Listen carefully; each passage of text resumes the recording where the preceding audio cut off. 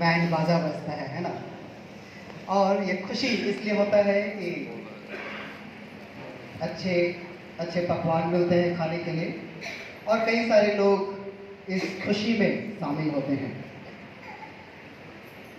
और इस खुशी में शामिल होने के लिए आप सब भी आए हुए हैं।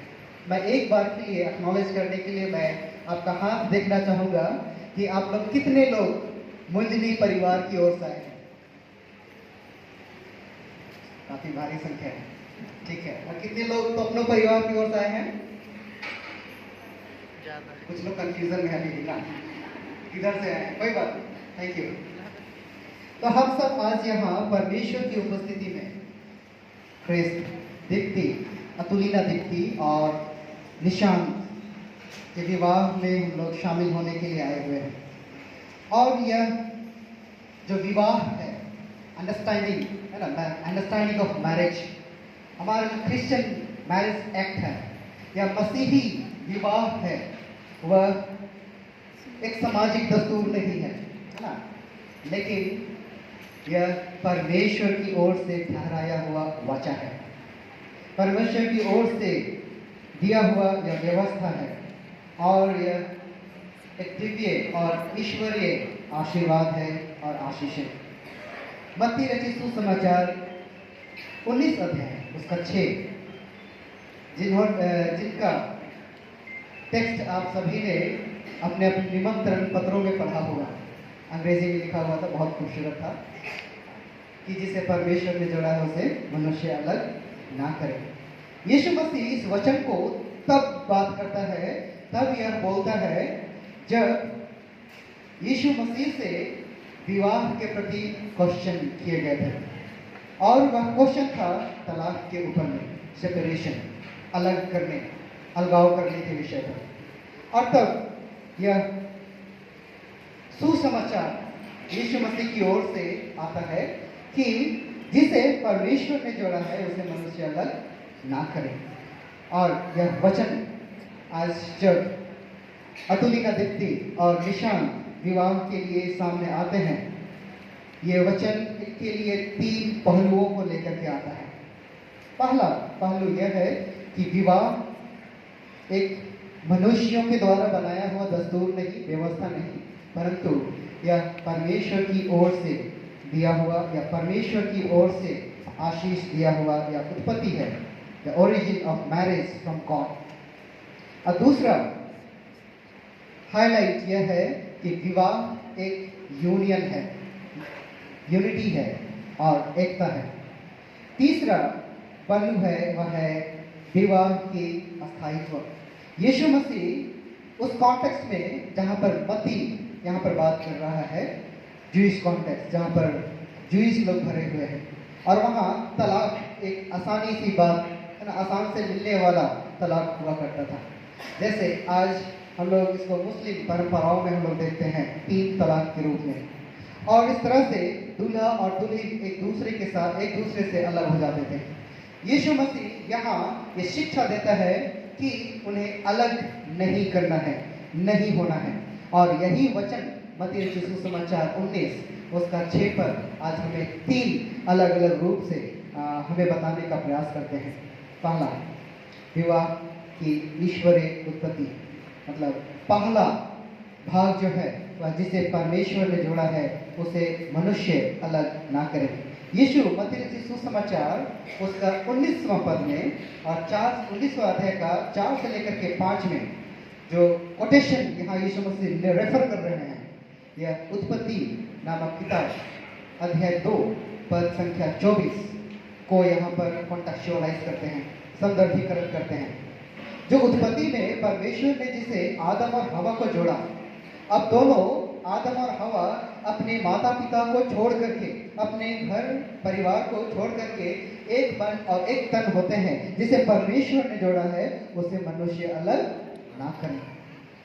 और यही परमेश्वर ने पुरुष और स्त्री को विवाह के लिए व्यवस्था दिया था, और यहीं पर उत्पत्ति 2 उसका 24 में परमेश्वर ने दूल्हा और दुल्हन को, लड़का और लड़की को, पुरुष और महिला को विवाह के रूप में स्थापित किया, इंस्टीट्यूशनलाइज किया। और इसका अर्थ यह है कि विवाह केवल एक मनुष्य के द्वारा बनाया हुआ यह दस्तूर या प्रथा नहीं है, बल्कि ईश्वर की आशीष की यह योजना है। इसका अर्थ यह है कि यह विवाह केवल दो व्यक्तियों के बीच का संबंध नहीं है, बल्कि यह एक आध्यात्मिक वाचा है। यह वह वाचा है जहाँ पर वेदी के निकट दूल्हा और दुल्हन आकर के परमेश्वर के साथ में यह वाचा बांधते हैं, और यह वाचा परमेश्वर ने आपको जोड़ने की वाचा जो दी है, तो वह आपकी यात्रा में, मैरिज लाइफ में, जर्नी में आप सभी को, दोनों को मार्गदर्शन देंगे, और आप हर परिस्थिति में परमेश्वर पर निर्भर रहेंगे। यह वाचा हमें परमेश्वर के ऊपर में निर्भर रहने के लिए और उसमें आश्रित होने के लिए यह हमें प्रेरित करता है, क्योंकि मनुष्य दिन प्रतिदिन कदम बर कदम और बोली से और वचन से हमेशा परमेश्वर के विरुद्ध और उनके वाचा के विरुद्ध में जाते हैं, और इसलिए यह विवाह का जो वाचा है वह परमेश्वर के साथ में जुड़ने और एक दूसरे के साथ संगति में आने की वाचा को यह दर्शाता है। दूसरा शिक्षा जो आज यह वचन हमें देता है वह है विवाह में एकता, यूनिटी।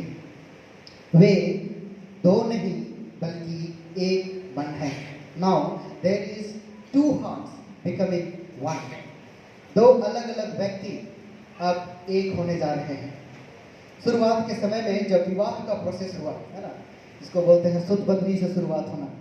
शुद्ध बदली से शुरुआत होता है तो दो कुटुंब मिलते हैं, दो परिवार मिलते हैं, और यह प्रोसेस होता है आगे लोटा पानी के द्वारा से, मेहमानी और बड़का मेहमानी के द्वारा से, और यह विवाह।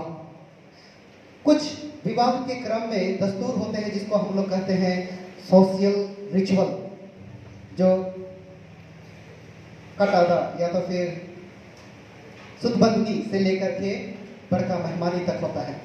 और उसके बाद में जहाँ पर वचनदत्त होता है, यह धार्मिक रिलीजियस प्रोसेस शुरू हो जाता है, वचनदत्त और विवाह। और उसके बाद में फिर लीगल वर्क शुरू होता है जिसको हम लोग रजिस्ट्रेशन प्रोसेस कहते हैं, और जो कानूनी रूप से आप दोनों को विवाह के बंधन में बांधने के लिए अलाउ करता है।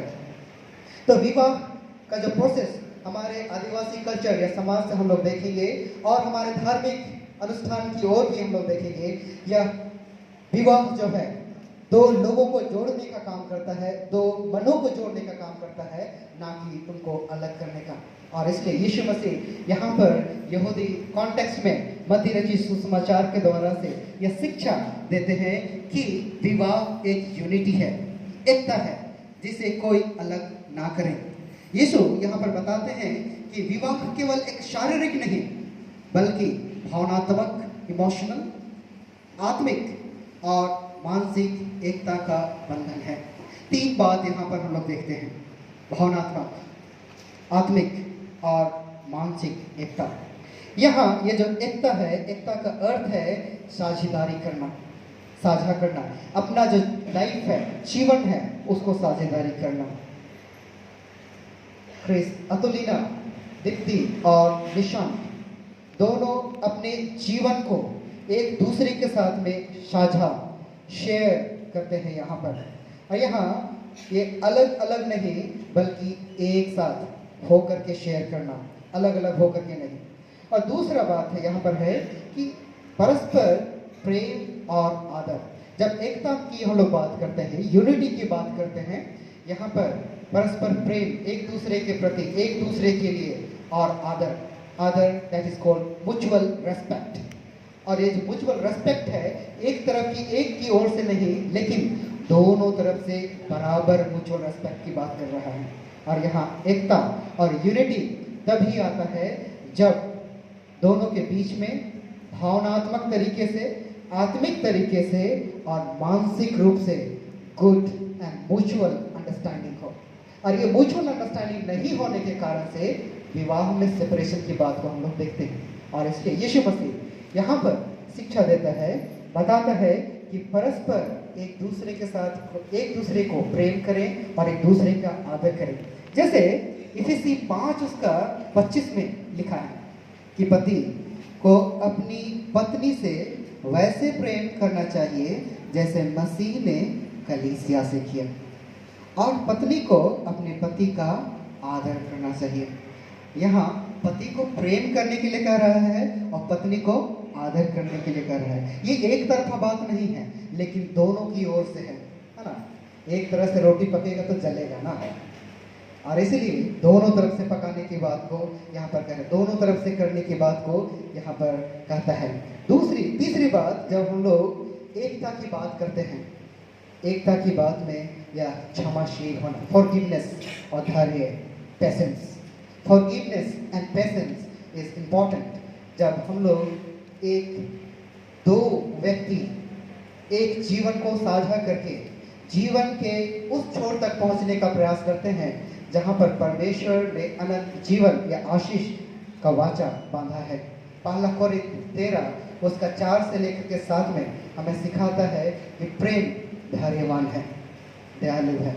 और इसलिए जब अतुलिना दीप्ति और निशांत एक दूसरे से प्रेम करते हैं और प्रेम में होकर के इस विवाह के बंधन में होकर के जुड़ते हैं, अवश्य है कि एक दूसरे को प्रेम करें और उस प्रेम में धैर्य, पेशेंस होने की आवश्यकता है, दया होने की आवश्यकता है।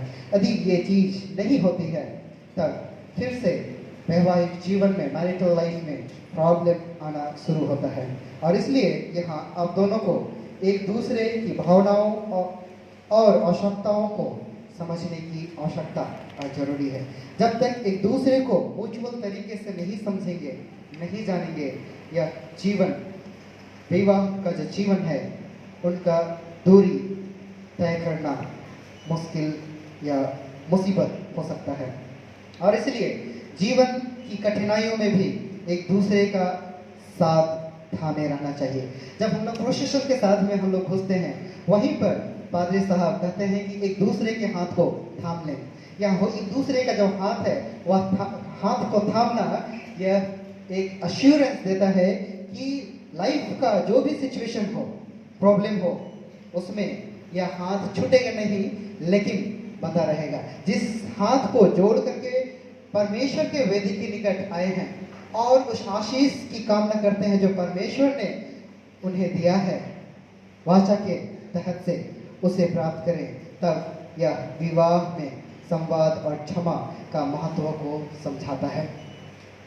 हाथ होल्ड करना, हैंड होल्ड करना, उसको पकड़े रहना और उसको लेकर के चलना। तीसरी बात यहाँ जो आज का वचन हमें सिखाता है वह है विवाह का अस्थायित्व के विषय में। विवाह का अस्थायित्व, इसको परमानेंस, विवाह, marriage as a permanence sacred love of God, मनुष्य उसे अलग ना करें। तीसरी भाग ये अस्थायित्व को बताता है, परमानेंस को बताता है कि जिसे परमेश्वर ने उत्पत्ति में शुरुआत में ही जोड़ दिया है उसे मनुष्य, हम और आप अलग ना करें। और इसलिए पादरी और जितने भी पंच लोग हैं ये बहुत ही धैर्य के साथ में जब दो परिवार को, कुटुंब को जोड़ते हैं, यहाँ पर पहले से हिदायत देते हैं कि इनका काम है, हमारा काम है इनको जोड़ने का। और इसलिए जुड़ने से पहले एक दूसरे को जान ले, समझ ले, तब यह फैसला ले कि आप विवाह के लिए तैयार है या नहीं है। और हमारा जो सामाजिक दस्तूर, जिसको हम लोग कहते हैं कट अदा से लेकर के हमारे विवाह के बीच में कई सारे दिन होते हैं, समय होते हैं और रिचुअल्स होते हैं, उसको करते हुए, समझते हुए आगे बढ़ते हैं। इसमें टाइम बंधा हुआ रहता है ना, जब कट अदा होता है तब वहां से लेकर के आगे लौटा पानी मेहमानी तक, बड़का मेहमानी तक एक सर्टेन टाइमिंग होता है कि वो लोग एक दूसरे को समझे, जाने। और उसके बाद में फिर आगे का जो वचन देना है ना, वचनदत्त। और उसके बाद जब वचनदत्त होता है उसके बाद में कलीसिया में 3 पुकारें होती है ना। और ये 3 पुकारें कलीसिया में सिर्फ नहीं होती है, ये हमारे सेकुलर कोर्ट में भी होता है। 21 दिन का मोहलत दिया जाता है कि आप जान ले, समझ ले कि आप किनके साथ में आप अपने जीवन को, लाइफ को साझा करने जा रहे हैं। और ये 3 पुकार में यह बताया जाता है कि जिनको इससे आपत्ति है वो बोले, अन्यथा उनके बाद चुप रहे। और इसलिए यहाँ जो अस्थायित्व की बात को हम लोग जब देखते हैं, यह एक अटूट संबंध बताता है आजीवन भर, पूरे लाइफ टाइम। और यह स्पष्ट रूप से आज इस समय में जब कई जो रिश्ते हैं छोटे छोटे बातों में नासमझ होने के कारण से या तो एक दूसरे को नहीं समझ पाने के कारण से जो परिवार टूटता है और एक दूसरे से अलग होता है। लेकिन यीशु यह हमें सिखाता है कि विवाह को अस्थायी बनाए रखना चाहिए। और यह विवाह को अस्थायी कैसे बनाया जा सकता है? The first thing is faith, believe, trust. जब आपके रिलेशनशिप में ये फेथ है, बिलीव है, ट्रस्ट है, आपका जो रिलेशनशिप है वह स्थायी रहेगा। और ये ट्रस्ट जब एक दूसरे के साथ में लूज करते हैं, खो देते हैं, तब वहां से फिर से एक शक या तो फिर दूसरी समस्याओं का आगमन शुरू होता है। दूसरी बात यहाँ लव, प्रेम। लव जिसका ग्रीक शब्द अगापे, अगापे एक ऐसा लव को ये बताता है जो अनकंडीशनल लव है। There will be no condition कि तुम हमारे लिए ये करो तो हम तुमको प्यार करेंगे, प्रेम करेंगे, या हम तुम्हारे लिए ये कर रहे हैं इसलिए तुम भी हमको प्रेम करो। There should be no contract. और ये कोई कंडीशन नहीं होना चाहिए। यह अगापे लव, प्रेम है, वो है निस्वार्थ प्यार। जैसे परमेश्वर ने जगत से किया, अपने इकलौते पुत्र को दिया कि जो उस पर विश्वास करे वह नाश न हो परंतु अनंत जीवन को पाए। और तीसरी बात भरोसा है। और यह भरोसा जब नहीं होता है तो छोटा से छोटा और बड़ा से बड़ा रिश्ता पल भर में, चंद समय में वह टूट जाता है। और यह भरोसा परमेश्वर पर भरोसा की बात यह कहता है, परमेश्वर पर भरोसा करने की बात हो। और यह जरूरी है, अवश्य है, जब विवाह को अस्थायी रखना चाहते हैं, रिलेशनशिप को अस्थायी रखना चाहते हैं तब। और इसमें 3 बातें हमें यह सिखाता है, बताता है। यह है प्रतिबद्धता। चाहे परिस्थितियां कैसी भी हो, जैसे भी हो, एक दूसरे के प्रति वफादार होने के लिए बताता है। जब तक हम लोग ये जोड़ा एक दूसरे के प्रति वफादार नहीं है, ईमानदार नहीं है, ट्रांसपेरेंसी नहीं है, फिर से वह समस्या उत्पन्न होना शुरू होता है। और इसीलिए यहाँ हर एक परिस्थिति में एक दूसरे के साथ में वफादार होने के लिए यह वचन सिखाता है। दूसरी बात, परमेश्वर की बुद्धि, द विजडम ऑफ गॉड को अपनाने के लिए। जैसे याकूब 1:5 में कहता है कि जिसके पास बुद्धि की कमी हो वह उससे मांगे, बिना हलाना किए वो देता है। और इसलिए लाइफ सिचुएशन ऐसा होता है कि जहाँ पर हमारा बुद्धि, विजडम काम नहीं करता है। और विवाह एक ऐसा कोई ऐसा चीज नहीं है जिसका ट्रेनिंग पहले से होता हो, है ना। विवाह में कई सारे सरप्राइजेस आते हैं, सिचुएशंस आते हैं, और उन सारे सिचुएशन में यहाँ पर याकूब कहता है कि परमेश्वर से बुद्धि मांगे और परमेश्वर की बुद्धि के साथ में अपने जो वैवाहिक जीवन है उसको आगे बढ़ाएं। तीसरा यहाँ पर बताता है कि जब यह मैरिटल लाइफ है, this life should be a Christ centred life, मसीह केंद्रित जीवन होना चाहिए। जैसे मसीह ने कलीसिया से के लिए अपने प्रेम को कभी नहीं छोड़ा, वैसे ही दीप्ति, अतुलिना दीप्ति और निशान अपने प्रेम को एक दूसरे के साथ कभी लूज नहीं करेंगे। हाँ, वैसे ही आपको अपने प्रेम में, अपने विश्वास में बने रहना है। इसका आपके जीवन में एक अच्छा प्रभाव पड़ सकता है। यदि कि कोई भी परेशानी या कठिनाइयां हैं, जब हम लोग एक मसीही क्रिश्चियन मैरिज को हम लोग समझने का प्रयास करते हैं, तब प्रार्थना हमारे लिए एक सबसे बड़ा लाठी होता है जो हमें बचाता है और हमें सहयोग करता है। और इसलिए प्रार्थना में जीवन को होना चाहिए। यह परिवार, तब उस परिवार में परमेश्वर की उपस्थिति और आशीष और उनकी इच्छा को हम लोग ढूंढ सकते हैं।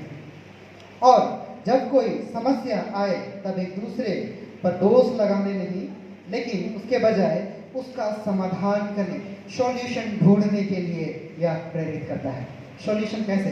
जब नाराज हुए थे एक मुंह उधर किया, एक मुंह उधर ना। सॉल्यूशन तब आएगा when there will be a dialogue, है ना। जब तक डायलॉग नहीं होगा, बात नहीं होगा, वो सॉल्यूशन नहीं आएगा। और इसलिए यह जो विवाह में एकता या मसीह केंद्रित प्रेम जो है, यह विवाह में डायलॉग करने के लिए, बातचीत करने के लिए यह प्रोत्साहित करता है। और हमेशा याद रखें कि यह जो संबंध है या विवाह है, यह तात्कालिक नहीं, अभी के लिए नहीं, लेकिन आपके जीवन भर के लिए है, लाइफ लॉन्ग है। और इसलिए आप क्रिस अतुलिना, दीप्ति तोपनो और निशान मुजनी जब आज एक नए जीवन का सफर को शुरू करने के लिए निकलते हैं, यह मार्ग प्रेम, विश्वास और परमेश्वर से की आशीषों से भरा हुआ है। और आवश्यकता है कि आप इनको ग्रैब करें, ले। कैसे? विवाह परमेश्वर की योजना है। इस योजना को सम्मान करते हुए, इस योजना का रेस्पेक्ट करते हुए कि this marriage is origin from God. ये मनुष्यों का बनाया हुआ नहीं, लेकिन परमेश्वर का दिया हुआ यह आशीष है। उस आशीष का सम्मान करने के लिए दूसरी बात कि आप दोनों एक हैं।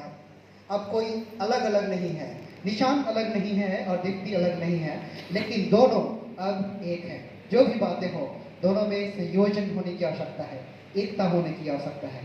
तीसरा कि आपका संबंध यह अस्थायी होने की आवश्यकता है, और इसलिए इसको अस्थायी बनाने के लिए एक दूसरे को निभाने और उस निभावन में प्रतिबद्धता की आवश्यकता है। और तभी परमेश्वर की आशीष और उपस्थिति आपके विवाह के जीवन में होगा और आपको आशीष देगा।